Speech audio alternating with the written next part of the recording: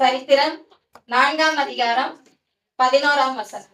அப்பொழுது ஒலிமுக வாசலில் இருக்கிற சகல ஜனங்களும் மூப்பர் ஆனவர்களும் அவனை நோக்கி, நாங்கள் சாட்சிதான், உன் வீட்டிலே வருகிற மனைவியை கர்த்தர் இஸ்ரவேல் வீட்டை கட்டுவித்த 2 பேராகிய ராகேலைப் போலவும் லேயாளைப் போலவும் வாழ்ந்திருக்க செய்வாராக.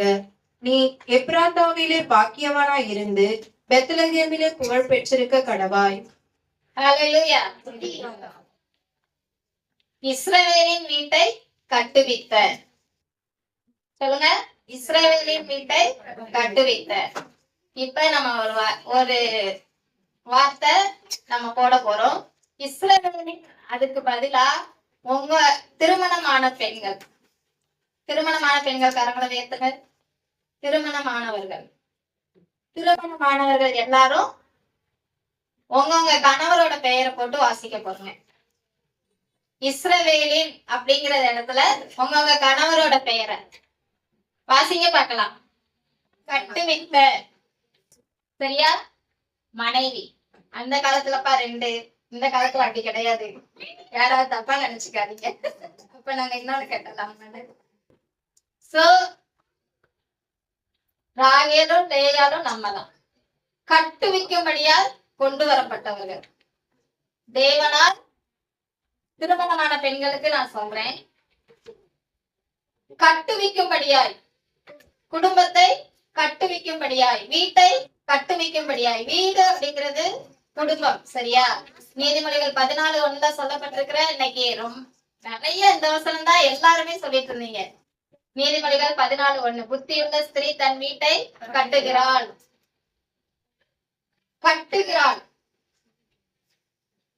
வீடுனா இந்த மாதிரி பில்டிங் கிடையாது. வீடுனா என்ன சொல்லுங்க? உறவுகள், குடும்பம், உறவுகளும் உணர்வுகளும் நிறைந்திருக்கும் இடம்தான் வீடு, சரியா? மனிதன் அவன் சாதாரணமானவே கிடையாது. படைப்புகளிலே சிறந்த படைப்பு எது? சிறந்த படைப்பு ஆமா, நம்மதான். படைப்புகளிலேயே மிகவும் சிறந்த படைப்பு மனிதன். இந்த மனிதன் எப்படி படைக்கப்பட்டிருக்கிறான் சொல்லுங்க பார்க்கலாம். தேவசாயலாய். சோ தேவசாயல் என்பது இந்த தோற்றம் இல்ல. இப்ப நம்ம பாக்குறோமே, நம்மளுடைய பர்சனாலிட்டி, நம்மளுடைய அப்பியரன்ஸ், அது கிடையாது. உணர்வுகள் நிறைந்தவன். ஹல்லேலூயா. இந்த உணர்வுகள் நிறைந்த மனிதர்கள் நம்ம. இந்த உணர்வுகள் நிறைந்த ஒரு மனிதனோடு அல்ல, மனிதர்களோடு நாம் என்ன செய்யறோம்? வசிக்கிறோம். வீடுங்கிறது, குடும்பங்கிறது அதுதான், சரிதானா? சரி, இந்த ராகேல் லேயாள் இவங்களை பத்தி உங்களுக்கு என்னெல்லாம் தெரியும்? ராகேல் லேயாள் இவங்க யாரு? யாக்கோபோட மனைவிகள். எப்படிப்பட்டவங்க? இதுல யாரெல்லாம் நல்லவங்க, யாரெல்லாம் கெட்டவங்க? ராகேல் லேயாள்ல சொல்லுங்க பார்க்கலாம். ராகேல் லேயாள் 2 பேருமே ரொம்ப நல்லவங்களோ? சரி, ஓகே. ஆமா, நல்லவங்களா இருக்க போய் தானே ஆண்டவர் அவங்களை எழுதி வச்சிருக்கிறாரு. ராகேலை போல லேயாளை போல இஸ்ரவேலின் வீட்டை கட்டுவித்த ஒரு வாழ்த்து. இது போவாஸ்க்கு கொடுக்கப்பட்ட வாழ்த்து. இஸ்ரவேலின் மூப்பர்கள் என்ன, அப்ப கட்டாயம் அவங்க என்னதான் இருக்கும்? நல்லவங்களாதான் இருக்கும். பாருங்க, அவங்களுடைய தனிப்பட்ட சுபாவங்கள், அவங்க 2 பேருக்குள்ள, அக்கா தங்கச்சிக்குள்ள என்ன இல்ல? சண்டை போட்டாங்க தானே? என்ன ஒற்றுமை இல்ல அப்படிங்கிறத விட என்ன செய்ய முடியல? ஒருத்தருக்கு ஒருத்தர் விட்டு கொடுத்துக்கிட முடியல, அப்படிதானே? அதெல்லாம் அவங்க தனிப்பட்ட பாவங்கள். ஆனா தேவன் அவங்களை எப்படி பார்க்கிறாரு? கட்டுவித்தவர்களாக பார்க்கிறார். சரி, இந்த யாக்கோபு எப்படிப்பட்டவர்? சரி, எத்தனா இருந்தவர். Very good. வேற சொல்லுங்க. இஸ்ரவேலாய் மாற்றப்பட்டவர். வேற கர்த்தரால் சிநேகிக்கப்பட்டவர். சூப்பர். சரி, இந்த ராகேல் யாக்கோபை சந்தித்த போது யாக்கோபு எப்படிப்பட்டவர்? யாக்கோபு அந்நேரம் துரத்தி விடப்பட்டவன், அப்படித்தானே? யாரால? ரெபேக்காலால. நீங்க இருக்காதுப்பா, உன் உயிருக்கு ஆபத்து வந்துடும், நீ என்ன செஞ்சிரு, என் அண்ணன் வீட்டுக்கு போயிருன்னு சொல்லி. கூட துணைக்கு யாராவது வந்தாங்களா? இல்ல, தனியாக துரத்தி விடப்பட்டவன். அடுத்ததா ஒரு அனாதைய போல அடைக்கலம் தேடி வந்தவன் மாமா வீட்டுக்கு, அப்படித்தானே? அடுத்ததா சரி, மாமா வீட்டுக்கு வர்றான் அப்படின்னு சொன்னா நிறைய சீரு அந்த மாதிரி எல்லாம் கொண்டு வந்தானா? வெறும் கையா வாரான். அடுத்து ஏசா அவனோட அண்ணனால பகைக்கப்பட்டவனா வாரான். அடுத்து அடுத்தது இப்படிப்பட்ட ஒருத்தனை நம்ம இப்ப இந்த யாக்கோப நம்ம வீட்டுக்காரங்களுக்கு ஒப்பிடுவோம்ப்பா. இப்படி ஒரு ஆள் இருந்தா ஒத்துக்குவோமா? அவரை ஏற்றுக்கொள்வோமா? துரத்தி விடப்பட்டவன், ஒன்றுமில்லாதவன், அனாதையாக்கப்பட்டவன், இப்படிப்பட்ட ஒரு நபராக திருமணமானவர்கள் சொல்லுங்க பார்க்கலாம். உங்க கணவர் இப்படிப்பட்டவராக இருந்தா ஏற்றுக்கொள்வீங்களா? ஆமா, அதுதான் உண்மை. அதுக்காகவா நம்மள இவ்வளவு நாள் பெத்து வளர்த்து வச்சிருக்கிறாங்க? இப்படி ஒண்ணு இல்லாத ஒருத்தரை போய் நம்ம கல்யாணம் பண்றதுக்கு? புரியுதா உங்களுக்கு? ராகேலும் லேயாலும் ஏன் நல்லவங்கன்னு?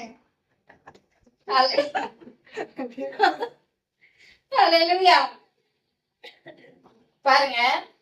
சரி, கல்யாணம் பண்ணி வச்சுட்டாங்க.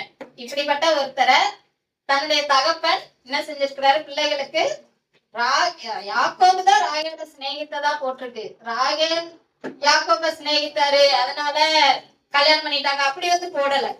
என்ன, ராகேல யாக்கோபு சிநேகித்ததுனால என்ன லாபான் என்ன செய்யறாரு? சரிப்பா கல்யாணம் பண்ணித்தாரே, நீ வேலை செய்யின்னு சொல்றாரு.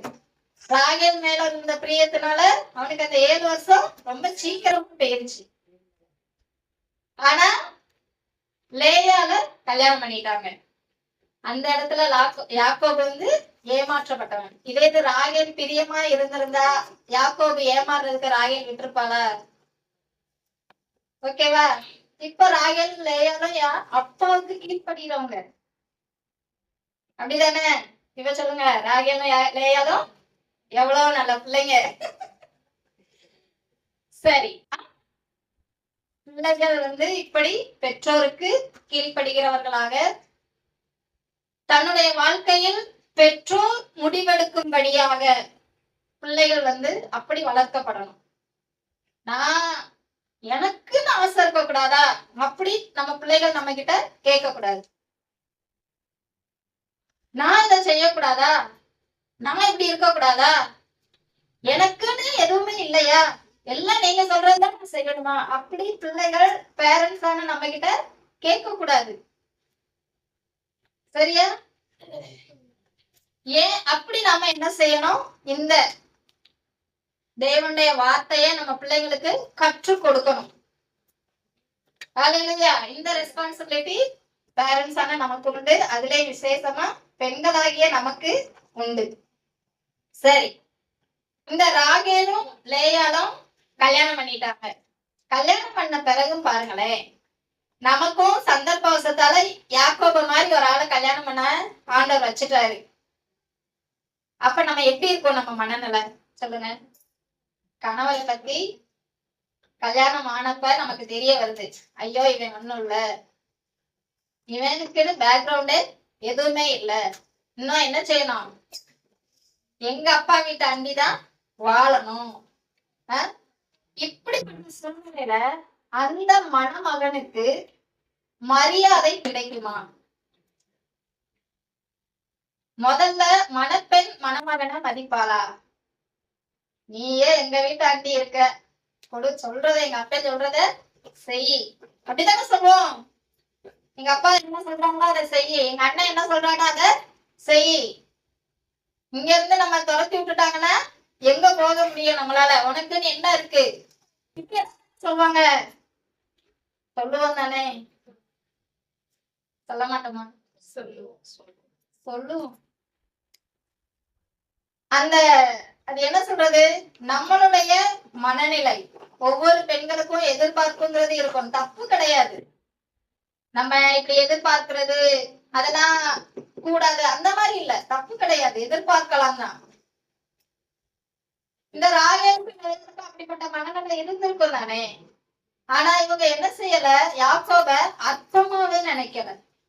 ரெண்டு பேரும் திருமணத்துக்கு பிறகு யாக்கோப லவ் பண்ண ஆரம்பிச்சிட்டாங்க. அதுலயும் லேயா யாக்கோப ரொம்ப லவ் பண்ண ஆரம்பிச்சிட்டாங்க. அதனாலதான் பிள்ளைகள் பறக்கும் போதுல எல்லாம் இப்பொழுது என் கணவர் என்னை நேசிப்பார், இப்பொழுது என் கணவர் என்னை நேசிப்பார்னு சொல்லி சொல்லி என்ன செஞ்சாங்க, 4 பிள்ளைகளை பெற்று எதிர்பார்ப்பு, அந்த அன்பு இருக்கிற இடத்துலதான் எதிர்பார்ப்பு வந்து கூடும். யாக்கோப அற்பமா நினைக்கல, ஏனோதானும் வாழல. சரிதானா? அடுத்ததா பாருங்க, அவமானப்படுத்தல. யாக்கோப என்ன செய்யல, அவமானப்படுத்தல. அடுத்து யாக்கோபோட அன்புக்காக 2 பேருமே ஏங்குறாங்க. ஆனா யாக்கோபு யாரதான் நேசிச்சாரா? ராகேல தான் நேசிச்சாராம். இந்த லேயா அற்பமா எண்ணப்பட்டாங்களாம். அப்படின்னா என்ன, கொஞ்சம் கண்டும் காணாம அப்படி இருந்திருப்பாரா. அடுத்ததா அதுக்காக இந்த லேயா, ஆமா இவர் என்னை நேசிக்கலையே, என் தங்கையை தான் நேசிக்கிறாரு அப்படின்னு சொல்லிட்டு என்ன செய்யாம இருக்கல, லேயால புறக்கணிக்குவா. லேயால் வந்து யாக்கோபுக்கு கீழ்ப்படியாம இருக்கல. அப்படிதானே? ஒரு இடத்துல கூட லேயால் யாக்கோபிட்ட சண்டை போட்டதா இல்ல. ராகேல் கூட என்ன செய்யறாங்க, ஓவர அன்பு பொங்கும் போது சண்டை வந்துடும் போல, என்ன சண்டை போடுறாங்க. ராகேல் என்ன கேக்குறாங்க கணவர்கிட்ட, சொல்லுங்க, எது சண்டை போட்டாங்க?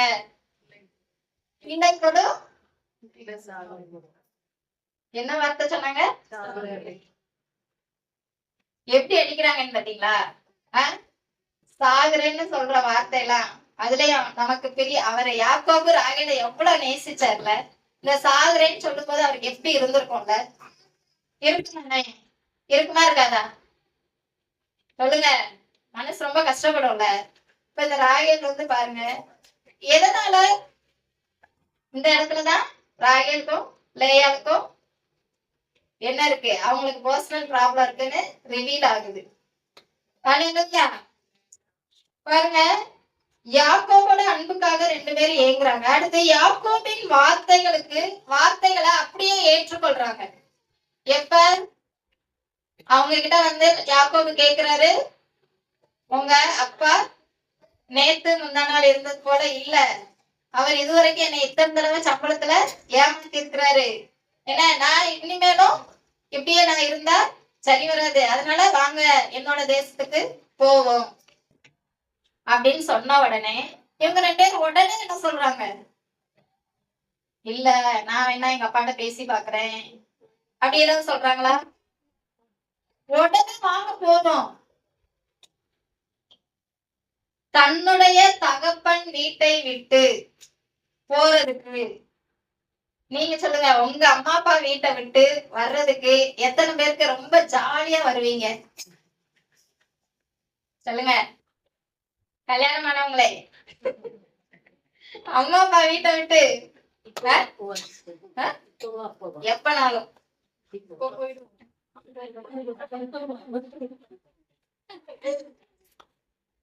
இவங்க வந்து கல்யாணம் ஆன உடனே இல்லையே, கல்யாணம் ஆன குழந்தையெல்லாம் பிறந்து என்ன முதல்ல எவ்வளவு வருஷங்கள் அவர் வந்து வேலை செய்யறாரு.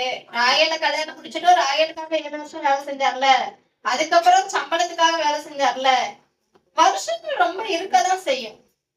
சரி, நம்ம ஒரு அப்ராக்சிமேட், நான் கனெக்ட் பண்ணல, அப்ராக்சிமேட்டா ஒரு கணக்கு வச்சுக்கிடுவோமே, ஒரு 15 வருஷம்னு வச்சுக்கிடுவோமே, கல்யாணம் ஆகி 15 வருஷம்னு வச்சுக்கிடுவோமே, 15 வருஷம் இப்ப யாருக்கெல்லாம் கல்யாணம் ஆகி 15 வருஷம் ஆயிடுச்சு? 15 வருஷம் ஆயிடுச்சு. இப்ப அம்மா வீட்டுக்கு போனாலும் சரி போதும் இங்க இருந்தது, நான் இங்க வாரேன், என் வீட்டுக்கு போறேன் அப்படின்னு சொல்லிட்டு யாரெல்லாம் சந்தோஷமா வருவீங்க? கஷ்டம். பெண்களுக்கு தன்னுடைய தகப்பன் வீட்டையும் தாயையும் என்ன தான் கூட பிறந்தவங்க என்ன கொஞ்சம் கஷ்டம் தான்.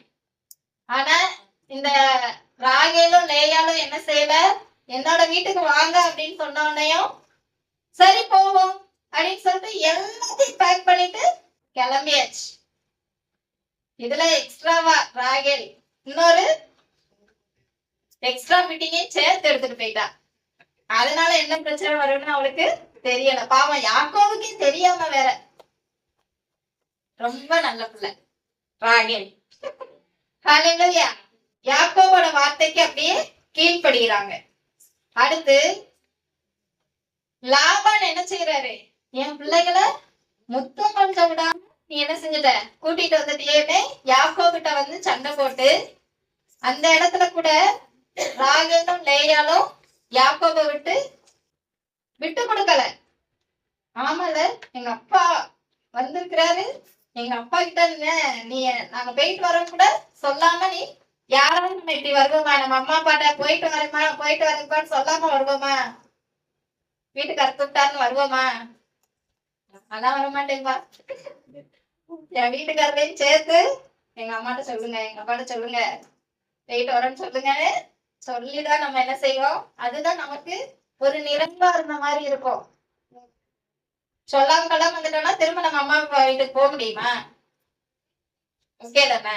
அப்ப இவங்க ஏன் சொல்லாம வந்துட்டாங்க, திரும்ப போகணுங்கிற எண்ணம் அவங்களுக்கு இல்ல. பெத்தேல்லையே நம்ம இருக்கணும்னு சொல்லிட்டு பாருங்களேன். இன்னைக்கு நான் ராகேலா லேயாலா இருக்க முடியுமா சொல்லுங்க. இப்ப இவங்களோட இந்த ஸ்பாவங்களை எல்லாம் பாருங்க. இது போல என்னால என்னுடைய யாக்கோபுக்கு கீழ்ப்படிய முடியுமா? என்னுடைய யாக்கோபை நான் அப்படி ஏற்றுக்கொண்டிருக்கிறேனா? என்னுடைய யாக்கோபை நான் அற்பமாய் நினைக்காமல் இருக்கிறேனா? என்னுடைய யாக்கோபை நான் புறக்கணிக்காமல் இருக்கிறேனா? யோசிச்சு பாருங்க. ராகேல் லேயாள் கட்டுவிக்கிறவர்கள், இவங்களோட ஸ்பாவம் தான். அதனாலதான் தேவனால இப்படி ஒரு பேர் வாங்கினாங்க. இந்த வேதத்துல நம்மளோட பெயர் எழுதப்படணும்னா அது ஒன்றும் சாதாரணம் கிடையாது. நம்ம ஆதியாகமத்துல யாக்கோபோட சரித்திரத்தை வாசிக்கும் போது இதெல்லாம் நம்ம லேசா கடந்து வந்துடலாம். ரொம்ப நமக்கு ஏதோ ஒரு கதை வாசிக்கிற மாதிரி அப்படிதான் இருக்கும். ஆனா நம்ம இந்த கேரக்டரை நம்ம வந்து தியானிக்கும் போது பாருங்க, அதுக்கு நான் என்னைய பொருத்தி வச்சு தியானிக்கும் போது பாருங்க, அப்பதான் நமக்கு இதுல உள்ள ரகசியம் விளங்கும். தேவன் காரணம் இல்லாமல் எதையும் செய்கிறவர் அல்ல. எதுக்குடா இதையெல்லாம் சரித்திரத்துல எழுதி வச்சிருக்கிறாரு, இதெல்லாம் நமக்கு தெரிஞ்சு யாத்திராகமத்துல இருந்துன்னா ஓகே, நியாயப்பிரமாணங்கள் கொடுக்கப்படுது, நமக்கு ரொம்ப அவசியம். ஆதியாகமத்துல படைப்பு ஓகே, இஸ்ரவேல் அப்படிங்கிற ஒரு வரலாறு உருவாகுது, அதுக்காக இந்த ஆபிரகாம் ஈசாக்கு யாக்கோபு இவங்களை தெரிஞ்செடுக்கிறாங்க ஓகே. ஆனா ஏன் இந்த இதெல்லாம் ராகேல பார்த்த உடனேயும் ராகேல முட்டை செஞ்சாராம், ராகேல என்ன செஞ்சாரா, ராகேலுக்கு பிரியமா இருக்கிற ராகேலன் யாக்கோபுக்கு பிரியமா இருந்ததுனால வேலை செஞ்சாரா, இதெல்லாம் எங்க எழுதி வச்சாங்க? நமக்காக. அல்லேலூயா.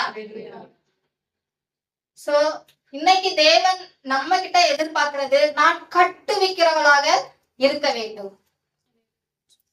அல்லேலூயா. எதை கட்டுவிக்கணும்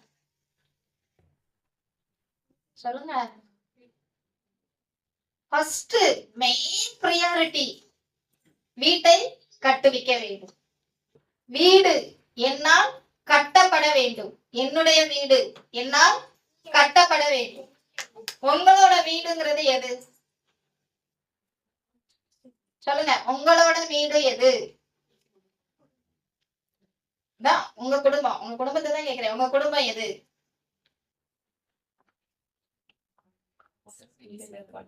நானும் என் வீடும் என் வீட்டாரும்னு சொல்றோம்ல, அது எது? கணவரும் பிள்ளைகள்.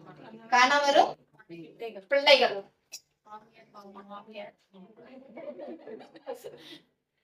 அடுத்து அதுக்குதான் வருவாங்கன்னு சொல்றீங்க சொல்லிட்டீங்க. கணவர் அப்படிங்கும் போது என்ன, ஒரு தனிநபர் அல்ல. சரியா? தேவன் குடும்பமா பாக்குறது அப்படிதான், கணவன் மனைவி பிள்ளைகள். ஆனா தேவன் கணவன் அப்படிங்கிற ஒருத்தனை என்ன எப்படி ஆதாம படைச்சாரோ அது மாதிரி குளோரிக்காக அப்படின்னு சொல்லி ஒரு ஆல்வின் மைக்கேல் ராஜ தனியா படைச்சு, இந்த ஆல்வின் மைக்கேல் ராஜ் இந்த குளோரி உனக்குதான் அப்படின்னு சொல்லி அப்படி கொடுத்தாரா? அப்படி இல்ல. முத ஆதாம் ஏவாள படைக்கும் போதுதான் அப்படி செஞ்சார். ஆனா நமக்கு ஆண்டவர் எப்படி கொடுக்கிறார்? எப்படி நம்மை குடும்பமாக இணைக்கிறார்? 2 குடும்பங்களை இணைக்கிறார். அந்த 2 குடும்பங்கள்ல ஒரு குடும்பத்துல இருந்து ஒருத்தரை கொண்டுட்டு போறார். அப்படிதானே? சோ பெண்களாகிய நாம் நாற்றாங்காலிலிருந்து எடுக்கப்பட்டு வயல்வெளியில் கொண்டு நடப்படுகிறோம். இந்த ரூத்த போல. ரூத்தின் நாற்றாங்கால் மோவாப் தேசம். அவள் நடப்பட்ட வயல்வெளி இஸ்ரவேல் தேசம், பெத்லகேம். அங்கதான் அவளுக்கு வாழ்வு. சோ நான் இத புரிஞ்சிருக்கிறேனா, என்னுடைய வயல்வெளி அப்படின்னு என் கணவர் குடும்பத்தார், கணவனை அல்ல, கணவன் குடும்பத்தை. பாருங்க, ஒரு செடி நாற்றங்கள்ல இருந்து வயல்வெளியில நடப்படும் போது, வயல்வெளியில நடவு நட்டுட்டாங்க. எத்தனை பேருக்கு விவசாயம் தெரியும் தெரியல. அந்த ப்ரொசீஜர் நாற்றங்கள்ல நாற்ற புடுங்கி, சில நாத்தெல்லாம் புடுங்கின உடனே நடணும், சில நாத்து சாயந்தரம் புடுங்கி மறுநாள் பகல்ல நடுவாங்க. நடுவதற்கு முன்னாடி அந்த வயல் என்ன செய்யப்படும்? பண்படுத்தப்பட்டிருக்கும். நட்ட உடனே ஒரு உரம் வைப்பாங்க வேர் பிடிக்கிறதுக்காக. அதுக்கு பிறகு களை எடுத்து விடுவாங்க. அந்த வேர் நல்லா வர்றதுக்கு, செடி நல்லா வளர்ந்து அதோட பலன் முழுமையா கிடைக்கிறதுக்கு அதுக்கு களை இடைஞ்சலா இருக்க கூடாது. அடுத்து உரங்கள், ஒரு 2-3 தடவை உரம் வைப்பாங்க, அது காய்ச்சி முடிக்க முடியும். அப்ப நமக்கும் அப்படிதான். நம்மள நாற்றாங்காலாகிய நம்ம குடும்பத்துல, நம்ம பிறந்து வளர்ந்த இடத்துல இருந்து நம்மளை புடுங்கி ஒரு கணவனை செலக்ட் பண்ணி அந்த வீட்டுல போய் நம்மள நட்டு வைக்கிறாங்க. அந்த இடத்துலயும் நமக்கு என்னதான் வரும்? பிரச்சனை வரதுன்னு செய்யும். களை இருக்கும், கல் இருக்கும், சத்தே இல்லாம இருக்கும். எல்லாத்தையும் என்ன செய்யணும்? தரணும். யார் தருவா? நம்மள நாற்றாங்கால இருந்து புடுங்கி வயல்வெளியில வச்சது யாரு? நம்ம அம்மா அப்பாவா? அல்லேலூயா, சத்தமா சொல்லுங்க. சொல்லி என்ன செஞ்சாரு? நமக்கான வயல்வெளியை செலக்ட் பண்ணி இதுதான் உன்னோட வயல்வெளின்னு சொல்லி வச்சார். இப்ப சொல்லுங்க, ஆண்டவருக்கு என்னை பத்தி சரியாவே புரியல. எனக்கான வயல்வெளியை சூஸ் பண்ண சொன்னா என்னத்துலயோ ஒண்ணு என்னை நட்டு வச்சுட்டார். அப்படியா? ஆண்டவர் உங்களை கொண்டு வந்திருக்கிற வயல்வெளி சரியானதா, பெஸ்டானதா, சூப்பரானதா?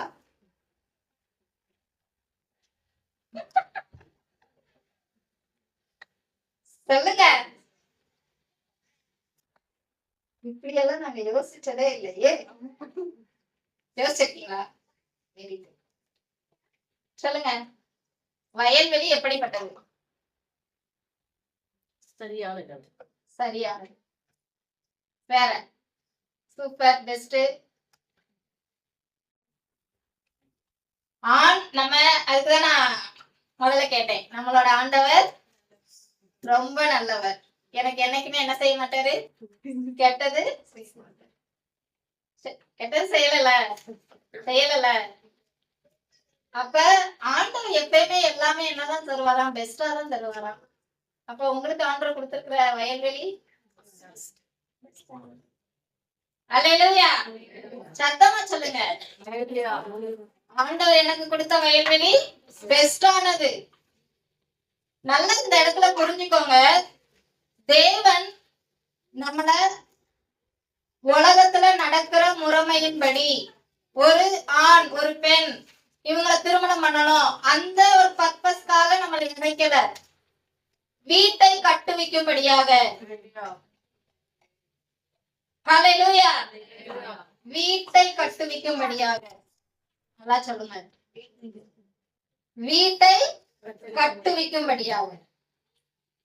இது ஒன்றும் சாதாரணமான விஷயம் இல்ல மை டியர் சிஸ்டர்ஸ். இது ரொம்ப ரொம்ப ரொம்ப ரொம்ப ரொம்ப ரொம்ப ரொம்ப ரெஸ்பான்சிபிளான ஒரு விஷயம். தேவன் என்னை எவ்வளவு நம்புறாருன்னு பாருங்களேன்.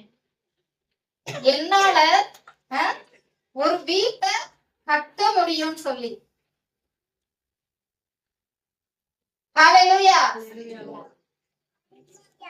இப்ப யோசிச்சு பாருங்க, உங்க குடும்பம் உங்களால் கட்டப்பட்டு கொண்டிருக்கிறதா, இடிக்கப்பட்டு கொண்டிருக்கிறதா?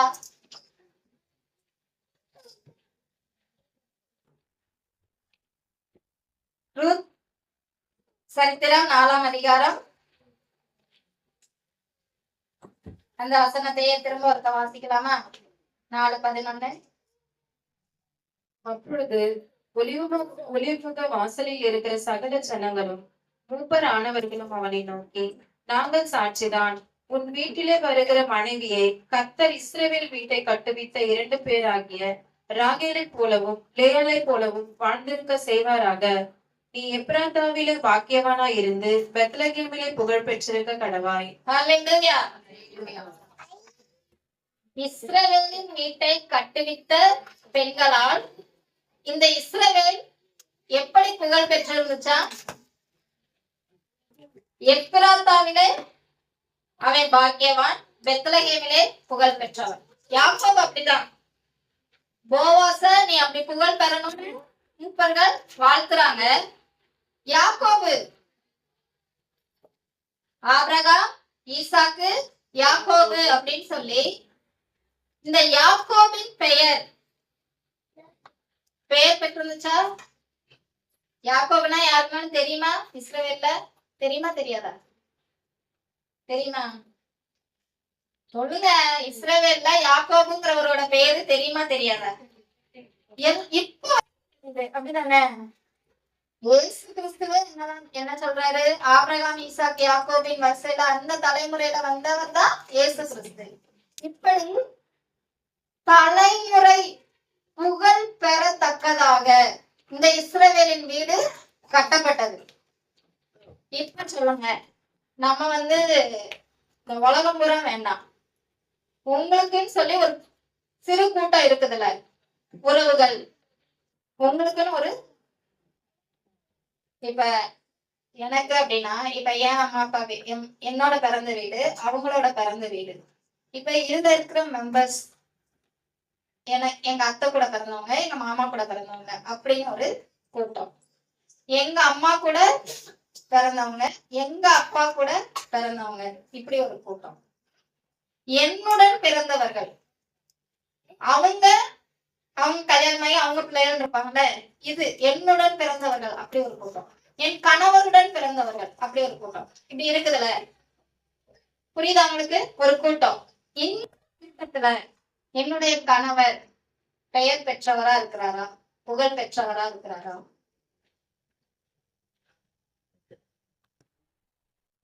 யோசிங்க. இதுக்கு நான் உறுதுணையா இருக்கணும். இந்த கூட்டத்துல என்னுடைய கணவர் பெயர் பெற்றவரா, புகழ் பெற்றவரா இருக்கிறதுக்கு நான் உறுதுணையா இருந்துட்டா, அடுத்து என் கணவரோட பெயர் எங்க வந்துரும்? இந்த கூட்டத்தை தாண்டி ஒளிமுக வாசலுக்கு. குணசாலியான ஸ்திரீயோட கணவன் எல்லாராலையும் எப்படி பெற்றவனா இருப்பானா? நீதிமொழிகள் 31 வாசிக்கலாமா? 23வது வசனம், நீதிமொழிகள் 31:23. அவள் புருஷன் தேசத்து மூப்பர்களுடைய நியாயஸ்தலங்களில் உட்கார்ந்திருக்கையில் பேர் பெற்றவன் இருக்கிறான். பாருங்க, இந்த வசனத்துல சாதாரண இடத்துல இல்ல, நியாயஸ்தலங்களில் உட்கார்ந்திருக்கையில்.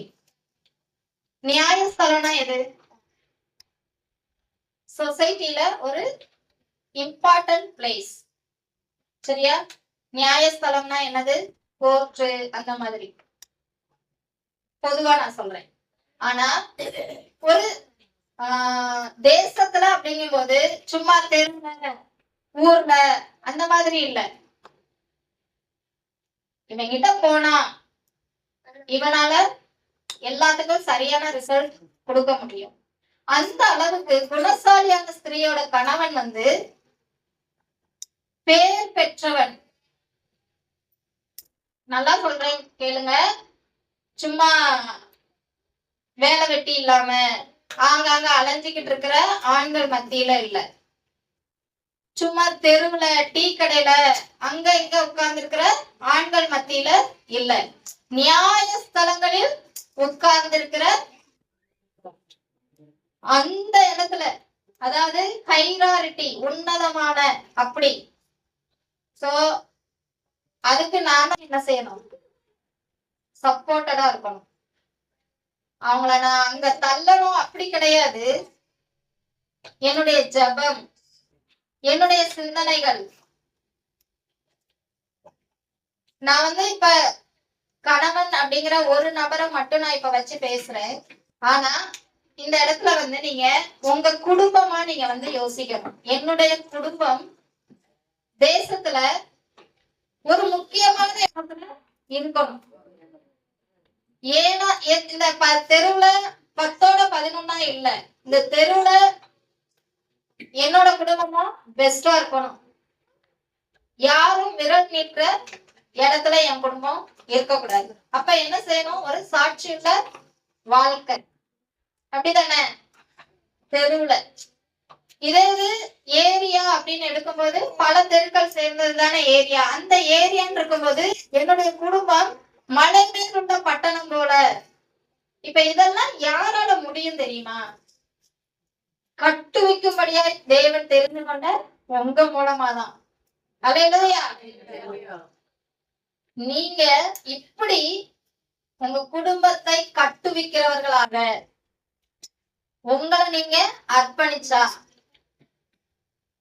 உங்களுடைய இந்த ரெஸ்பான்சிபிலிட்டிய, இந்த பொறுப்பை நீங்க உணர்ந்தவங்களா இருந்தீங்கன்னா உங்களை கொண்டு தேவன் செய்வார். ஹல்லேலூயா. இந்த ரெஸ்பான்சிபிலிட்டிய நான் உணர பட்சத்துல என்னால தேவன் கிட்ட கூட ஹெல்ப் கேட்க முடியாது. பாருங்க, இந்த கட்டுகிற பொறுப்பு சின்னது கிடையாது, சின்னது கிடையாது, லேசானது கிடையாது. இது ரொம்ப ரொம்ப ரொம்ப ரொம்ப ரொம்ப பெரிய காரியம்.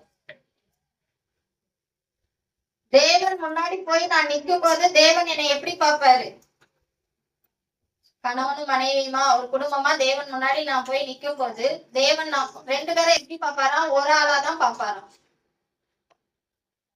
இன்னைக்கு தேவ சமூகத்துல நீங்க உங்களை யோசிச்சு பண்ண, உங்க கணவரும் நீங்களும் நிக்கிறீங்க. ஆண்டவரால உங்க 2 பேரையும் ஒன்னா பார்க்க முடியுமா? ஒரு மனம் உள்ளவர்களா? அதாவது அனனியா சப்பீரால்ட்ட கேட்கப்பட்டது போல உங்க 2 பேர்கிட்டையும் கேட்கப்பட்டதுன்னா 2 பேரும் எப்படி பதில் சொல்வீங்க? அவங்க வந்து நெகட்டிவ்கான ஒரு எக்ஸாம்பிள். பட் ஆனா என்ன செஞ்சாங்க? 2 பேருமே ஒரே ஆன்சர், ஒரு மனம். அது போல அனனியா சப்பீராக்குள்ள ஒளிவு மறைவே இல்லை. அனனியாட்ட என்ன கேட்கப்பட்டதோ அதேதான் சப்பீரால்ட்ட கேட்கப்பட்டது. புரியுதா உங்களுக்கு? அதே போலதான் தேவன் முன்னாடி இப்ப நீங்க 2 பேர் போய் நிக்கிறீங்க. உங்க 2 பேர்கிட்டயே ஆண்டவர் எப்படி ஒரே கொஸ்டினை கேட்கிறாரு? ஒரே கொஸ்டினுக்கு நீங்க பதில் சொல்லி ஒரே ஆன்சர் சொல்லிட்டீங்களா? குடும்பமாக யோசித்து பாருங்க. அப்படி இல்லை அப்படின்னா அந்த இடத்துக்கு வாங்க. ஏன் இந்த இடத்துல நம்மளால இப்ப நான் இருக்கேன் அப்படின்னு சொன்னா என் கணவர் என்கிட்ட எதையும் மறைக்க கூடாது அப்படின்னு நான் விரும்புறேன் அப்படின்னு சொன்னா அவர்கிட்ட போய் நீங்க ஏதாவது என்கிட்ட மறைக்கிறீங்களா, ஏதாவது என்கிட்ட மறைக்கிறீங்களா, மறைக்காதீங்க என்ன அப்படியே சொல்லிட்டு இருக்க முடியுமா? அப்படி சொன்னாப்ல அவங்க மறைக்காம இருந்துருவாங்களா? அந்த இடத்துல நான் என்ன செய்யணும் அப்படின்னு சொன்னா, தேவனே எங்களுக்கு கணவனுக்கும் மனைவிக்கும் இடையில மத்தியஸ்தர் யாரு? மத்தியஸ்தர் யாரு? தேவன். சோ நான் ஏதாவது அவங்க மேல எனக்கு ஏதாவது இப்படி மறைக்கிற மாதிரி தோணுது அப்படின்னா நான் என்ன செய்யணும்? யார்கிட்டக்க போகணும்? தேவன் கிட்டக்க போகணும். எசப்பா நாங்க 2 பேரும் ஒரு மனமா இருக்கணும். அந்த ஒரு மனதை கெடுக்கிற மாதிரி எபேசியர்ல போடப்பட்டிருக்கு. சமாதானம் கட்டினால் ஆவியின் ஒருமையை காட்டுவதற்கு ஜாக்கிரதையா இருங்கள். யார் ஆவியின் ஒருமையை காத்துக்கணும்னா அதுக்கான ரெஸ்பான்சிபிலிட்டி பெண்கள்கிட்ட தான் இருக்கும். நிச்சயமா தேவ பக்தியுள்ள பெண்களாகிய நாம் இந்த அதாவது குடும்பம் கட்டப்படுவதற்கு என்னெல்லாம் நான் செய்யணுமோ அதையெல்லாம் நான் செய்யணும். ஒரு மனதை நான் காத்துக்கொள்ள வேண்டும். சண்டை வரதான் செய்யும். சண்டை போடாம முடியாது. ஏன் அப்படின்னு சொன்னா தேவன் வந்து ஒரே மனம் உள்ள, ஒரே எண்ணம் உள்ள, ஒரே சிந்தையுள்ள நபர்களை இணைப்பதில்லை. வேறுபட்ட சூழலில் வளர்க்கப்பட்டு வேறுபட்ட சிந்தனைகளை உடையவர்களாய் இருக்கிற வேறுபட்ட மனங்களை தான் தேவன் குடும்பம் என்கிற ஒரு பந்தத்துக்குள்ள இணைக்கிறார். அப்ப நான் சொல்லும் போது அவங்களுக்கு சிலது புரியாம இருக்கலாம், அவங்க சொல்றது எனக்கு புரியாம இருக்கலாம். ஆனா அதுக்காக தேவன் எனக்கு கெட்டது தந்துட்டாருன்னு சொல்ல முடியுமா? சோ நான் என்ன செய்யணும்? என்னுடைய வாழ்க்கையை நான் இந்த வேதத்திலிருந்து இந்த வேதத்தை அடிப்படையாக வைத்து கட்ட வேண்டும். அடுத்ததா அததான் வரேன்.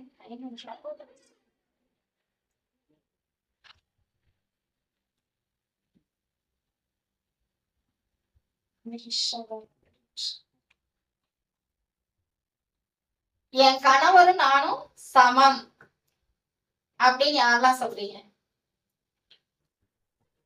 அதாவது ஆணும் பெண்ணும் சமம் அப்படிங்கிற இந்த கருத்து யாரெல்லாம் சொல்றீங்க? கை தூக்குங்க பார்க்கலாம். Equal partners are equal. சமம், ஆணும் பெண்ணும் சமம்.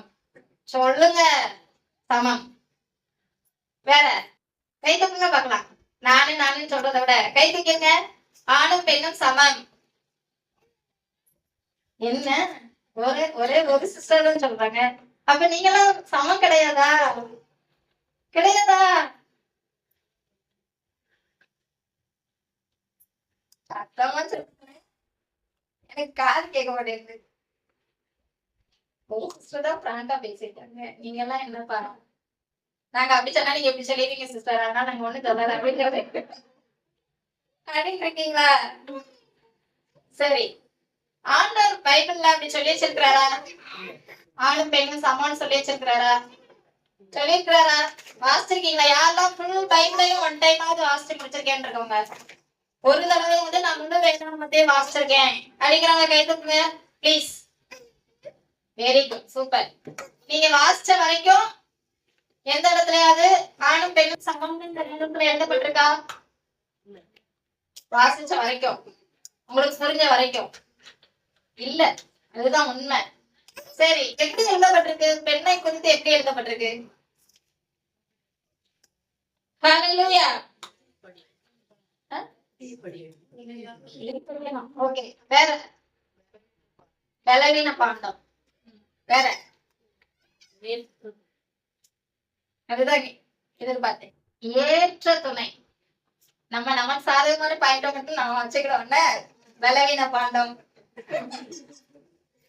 ஏற்ற துணை.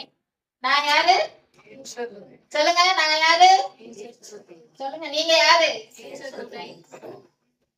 அப்படி இருக்கீங்களா? ஏற்ற துணையாக இருக்கிறீர்களா? அவங்ககிட்டதான் கேட்கணும். சரி, கேட்டா என்ன பதில் சொல்லுவாங்க? நீங்களா அப்படியே சொல்லுங்களேன். என்ன சொன்னாலும் ஓகேவா? அப்படி கிடையாது. ஏற்ற துணைன்னு சொல்லுவாங்களா? அப்பனா நம்ம இன்னும் ஏற்ற துணைய மாறல. சரியா?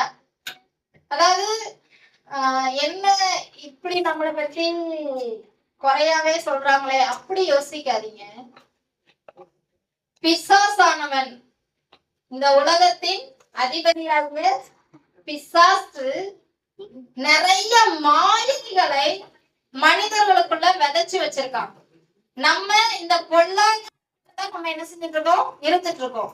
அவன் விதைச்சு வச்சிருக்கிற மாயை என்ன தெரியுமா? ஆணும் பெண்ணும் சமம். தேவன் இந்த சத்தியத்துல நமக்கு என்ன கற்றுக் கொடுக்கிறார்? ஏற்ற துணை அப்படின்னு கற்றுக் கொடுக்கிறார். பெண்ணே நீ யார்? ஏற்ற துணை அப்படின்னு கற்றுக் கொடுக்கிறார். ஆனா இந்த உலகத்துல என்ன போட்டிருக்கு? என்ன சொல்லி கொடுக்கப்படுது? ஆணும் பெண்ணும் சமம். உங்களுக்கு செய்ய முடியாது என்ன இருக்குது? அவன் நினைச்சா ஆக்கவும் முடியும், அழிக்கவும் முடியும். இந்த ஸ்டேட்மெண்ட்டுக்காக யார்தான் சந்தோஷப்படுறீங்க? ஆக்கவும் முடியும், எவ்வளவு பெருமையா சொல்லியிருக்காங்கன்னு. ஆக்குகிறவளாக மட்டுமே தேவன் பெண்ணை படைத்தார். ஆக்குவதற்கு அவள் ஏற்ற துணைனா என்ன அப்படின்னு சொன்னா ஹெல்பர், ஹெல்ப்மேட், துணை, உருவாக்குவதற்கு. சரியா? சோ நான் உருவாக்கணும், நான் கட்டணும், என்னை கட்டுவிக்கிறவளாக, நான் கட்டுவிக்கிறவளாக என் தேவனால் என் குடும்பத்தில் பயன்படுத்தப்பட வேண்டும். நல்லா தெரிஞ்சுக்கோங்க, நம்மளா அந்த மாதிரி கட்டுவிக்கிறவளா என்ன செஞ்சிட முடியாது, ஈஸியா மாறிட முடியாது. ஏன் அப்படின்னு சொன்னா பிசாசானவன் நமக்கு இருக்கிற ஒரே எதிரி பிசாசு. அவன் என்ன செஞ்சுட்டுதான் இருக்கிறான்?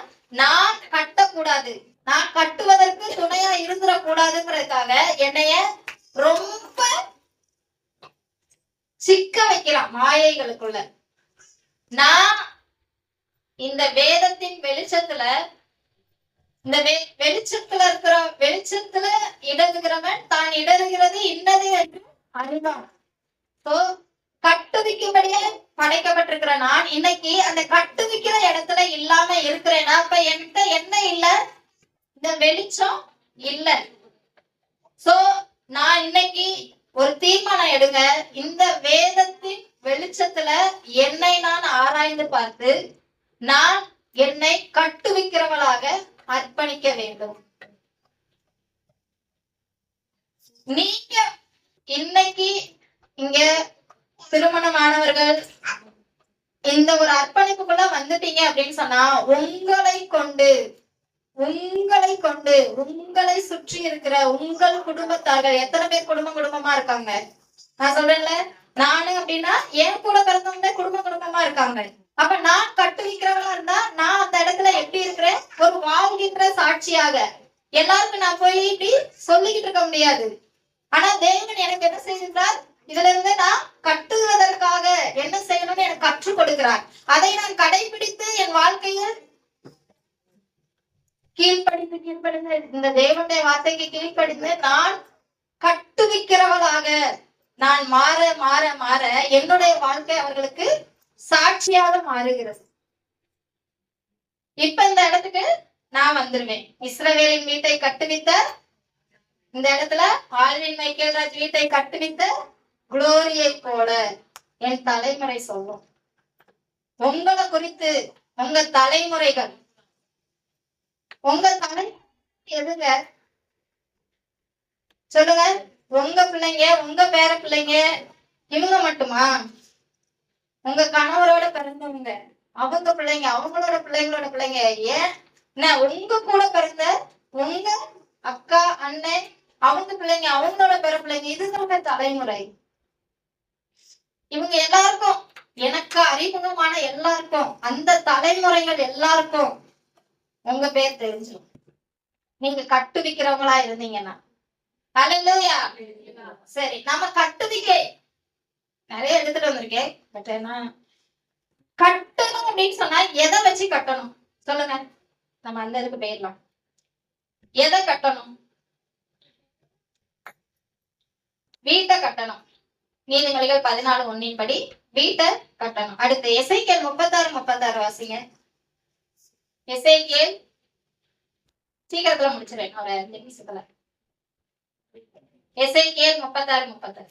கர்த்தராகிய நான் நிர்மூலமானவைகளை கட்டுகிறேன் என்றும் பாழானதை பயிர் நிலமாக்குகிறேன் என்றும் அப்பொழுது உங்களை சுற்றிலுள்ள மீதியான ஜாதிகள் அறிந்து கொள்வார்கள். கர்த்தராகிய நான் இதை சொன்னேன், இதை செய்வேன். நிர்மூலமானவைகளை கட்டுகிறவர் என்றும். பாருங்க, நாம நிர்மூலமானவைகளை கட்டணும். இப்ப ஒரு குடும்பத்துல நம்ம வந்துட்டோம் அப்படின்னு சொன்னா அந்த உறவுகள், நான் சொல்றேன்ல, நம்மளை சுற்றி வீடுங்கிறது என்ன? உறவுகள், உணர்வுகள் நிறைந்த இடம். இதுல நிறைய பேர் என்ன எப்படி இருப்பாங்க? ரொம்ப ட்ரையா, ரொம்ப எம்டியா. நம்மளை போலவே எல்லாரும் இருப்பாங்களா? சொல்லுங்க, நம்மளை போலவே எல்லாரும் இருப்பாங்களா? நம்ம வீட்டுல மாமனார், மாமியார், கொழுந்தனார், நாத்தனார், மதினியார், இவங்க எல்லாரும் நம்மள மாதிரி இருப்பாங்களா? எப்படி இருப்பாங்க? நிர்மூலமானவங்களும் இருப்பாங்க. அவங்களையும் நம்ம தான் கட்டணும். நான் தான் முதலே சொன்னேன், நான் ஈஸியா புரியணுங்கிறதுக்காக தான் கணவன் கணவன் நான் பேசினேன். ஆனா கணவன் குடும்பத்தை சார்ந்தவங்க, நம்ம கூட பிறந்தவங்க எல்லாரையும் நம்ம என்ன செய்யறோம்? கட்டுகிற ஒரு இடத்துல தேவன் நம்மளை வைத்திருக்கிறார். எல்லாருக்கும் இந்த நம்ம கூட பிறந்த நம்ம உறவுகளா இருக்கிற எல்லாருமே இந்த வேதத்தை வாசிக்கிறவங்களா இருக்கிறாங்களா? இந்த வேதத்தை வாசித்து இந்த வேத வசனத்தின்படி நடக்கிறவங்களா இருக்கிறாங்களா? தெரிஞ்சுக்கோங்க, நீங்க தான் அந்த இடத்துல வெளிச்சம். தேவன் உங்களை ஒன்னும் ஏதோ உங்க வீட்டுக்காரரு, உங்க 2 பிள்ளைங்க, இவங்களுக்கு மட்டும் நீங்க ஆசீர்வாதமா இருக்கும்படி உங்களை தெரிந்து கொள்ளல. ஒரு பரம்பரைக்கே நீங்க ஆசீர்வாதம். யாரெல்லாம் முதல் தலைமுறை கிறிஸ்தவர்களா இருக்கிறீங்க? எங்க குடும்பத்துல இதுவரைக்கும் யாருமே கிறிஸ்டியன் இல்ல, நாங்க தான் கிறிஸ்டியன். ஹல்லேலூயா. நிச்சயமாக உங்களை கொண்டு அந்த உங்க பரம்பரையவே மாற்றும்படியா. இன்னொன்னு, நான் பாரம்பரிய கிறிஸ்தவத்துல இருந்து பெந்தைகோஸ்தே கிறிஸ்தவளா நான் ரட்சிக்கப்பட்டிருக்கேங்கிறவங்க கர்த்தர் ரொம்ப ஆசீர்வதிப்பார். பாரம்பரிய கிறிஸ்தவத்துல இருந்து அங்க என்ன இல்லைன்னா இது ஒண்ணும் இல்ல. ஆசியா இருக்கட்டும், சிஎஸ்ஐல வேத அறிவு இருக்கும், பட் ஆனா அப்ளிகேஷன்ஸ் இருக்காது. வசனத்தின்படி நடப்பதற்கான நான் அறிந்தவரை, எனக்கு தெரிந்த சிஎஸ்ஐ பிலிவர்ஸ், ஆர்சி மக்கள், இவங்களை நான் அறிந்தவரை சொல்றேன். ஒரு சிலர் எக்ஸப்ஷன் இருக்கலாம் வேதத்தின்படி நடக்கணுங்கிறதுல. சோ நீங்க பாக்கியவான்கள். நமக்கு தேவன் நம்ம இங்க சபையில நாட்டி இருக்கிறது எதற்காக? இந்த வசனத்தின்படி. மத்தேயு சுவிசேஷத்துல சொல்லப்பட்டிருக்கிறதுல, நான் சொல்லிய இந்த வார்த்தைகளை கேட்டு அதன்படி செய்கிறவன் எவனோ அவனை கண்மலையின் மேல் தன் வீட்டை கட்டின புத்தியுள்ள மனுஷனுக்கு ஒப்பிடப்படுவான். சோ நீங்க அந்த இடத்துல ஆண்டவர் உங்களை கொண்டு வந்து வச்சிருக்கிறார். ஹல்லேலூயா. யாரெல்லாம் ஆண்டவரை இந்த பெந்தைகோஸ்தே சபை கொண்டு வந்ததுக்காக ஆண்டவருக்கு மகிமை செலுத்துறீங்க? நல்லவர், ரொம்ப ரொம்ப ரொம்ப ரொம்ப ரொம்ப ரொம்ப நல்லவர். நான் நிர்மூலமானவைகளை கட்டுவதற்காக. இன்னொரு எச்சரிப்பு, லூக்கா சுவிசேஷம் 11ஆம் அதிகாரம் 48ஆம் வசனம். ஹல்லேலூயா. ஆகையால் வாசிங்க. ஆகையால் உங்கள் பிதாக்களுடைய கிரியைகளுக்கு நீங்களும் அப்படிப்பட்டவர்கள் என்று சாட்சியிடுகிறீர்கள். எப்படி என்றால், உங்கள் பிதாக்கள் அவர்களை கொலை செய்தார்கள், நீங்களோ அவர்களுக்கு கல்லறைகளை கட்டுகிறீர்கள். எதை கட்டுறாங்களா? இந்த வேர்டுக்காக எடுத்தேன் இந்த வசனத்தை. கல்லறையை கட்டுறாங்களாம். நம்ம எதை கட்டுறோம்? கல்லறையை கட்டிடக்கூடாது. அவ்வளவுதான், இத்தோட இந்த குடும்பம் ஒரு அவங்க புறஜாதி மக்கள் தான். பட் ஆனா நாங்க அந்த ஒரு நபர் அந்த திருமணமாகி வந்ததுல இருந்து அந்த வீடு என்ன ஆயிட்டு? தலைக்க முடியாம, அதாவது மனைவி சரியா இருந்தா கணவன் தன்னுடைய தொழில், தன் சமுதாய நிலை எல்லாத்துலயுமே சரியா இருப்பாங்க. ஆனா அவங்க கொஞ்சம் ஏதோ சுயநலவாதியா இல்ல தான் செய்யறதுதான் சரிங்கிற அந்த மனநிலை கொண்டவர்களா இருந்தாங்க அப்படின்னு சொன்னா கணவன் வீட்டார அவங்களால அக்செப்ட் பண்ணவே முடியாது.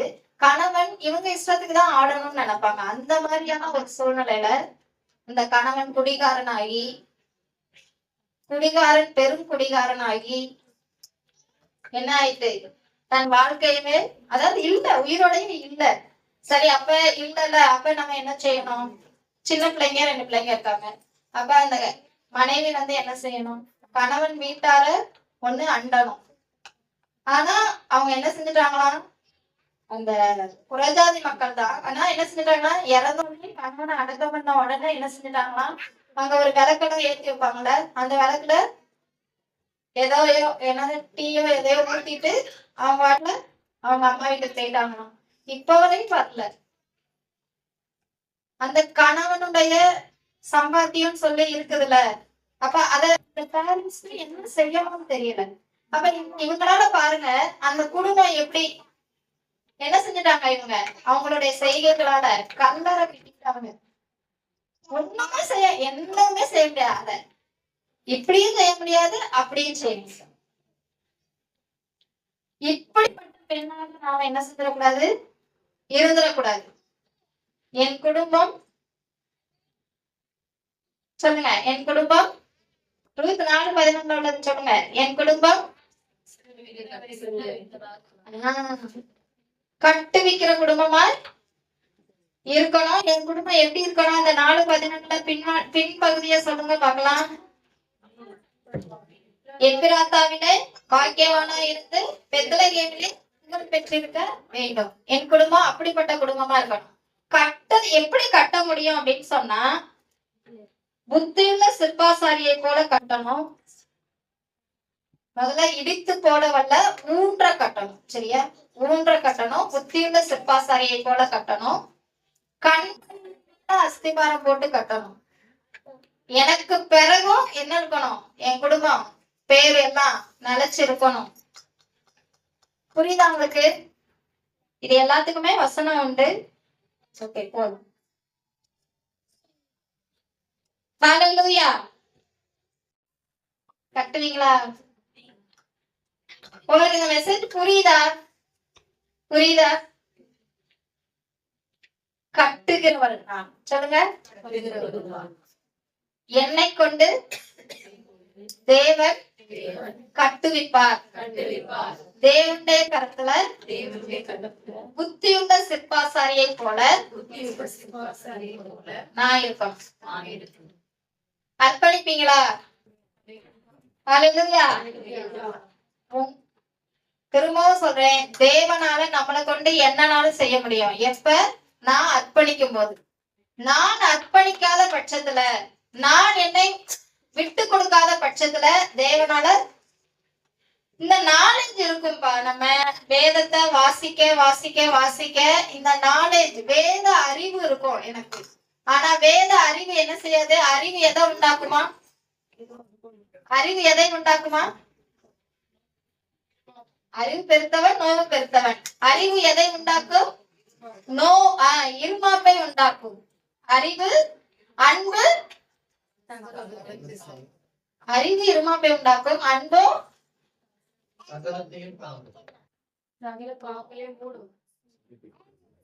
அதே வசனம் தானே இது.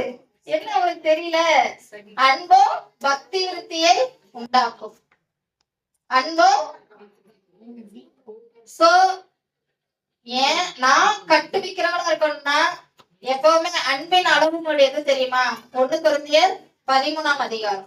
இன்னொன்னு, எல்லாவற்றிற்கும் என்னுடைய செயல்கள், என்னுடைய குணங்கள், என்னுடைய ஒவ்வொரு காரணத்துக்கும், நான் இப்படிங்கிறதுக்கும் எல்லாத்துக்குமே அளவுகோல் எதுதான்? இந்த பைபிள். நான் என்னை எதை கொண்டு அளக்கணும்னா இந்த வேதத்தை கொண்டுதான் அளக்கணும். யாருடைய என்னைய பிடிச்சவங்க என்ன சொல்லுவாங்க? இந்த சிஸ்டர் நல்ல சிஸ்டர் அப்படின்னு சொல்லுவாங்க. என்னை பிடிக்காதவங்க, ஆமா இவா இருக்காளே இந்த வார்த்தைகளை வச்சு நான் என்னை அளக்கணுமா? என்னை குறித்து இந்த வேதம் என்ன சொல்லுகிறதுன்னு பார்த்து நான் என்ன அளக்கணுமா? வேதம் உங்களை குறித்து என்ன சொல்லுது? உங்களை குறித்து என்ன சொல்லுது?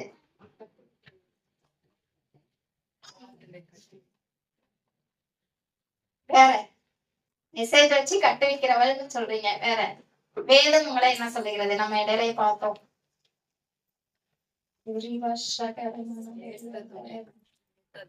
ஏற்ற துணை. வேதம் உங்களை என்ன சொல்லுகிறது? ஜோமன் ஒன்றே, நான் ஏற்ற துணையாக என்ன ஒப்பு கொடுக்கிறேன்ப்பா, என்னை அப்படி ஆசீர்வதிங்க. நம்ம ஏற்ற துணையா இருந்தா நிச்சயமா எல்லா இடத்துலயுமே தேவன் நம்மை ஆசீர்வாதமாக தான் வைப்பார். எந்த இடத்துலயும் நம்மள தேவன் என்ன செய்வார்? நம்ம தலைய உயர்த்துவார். நான் தேவனிடத்துல என்ன அர்ப்பணிக்க போறேன். அல்லேலூயா.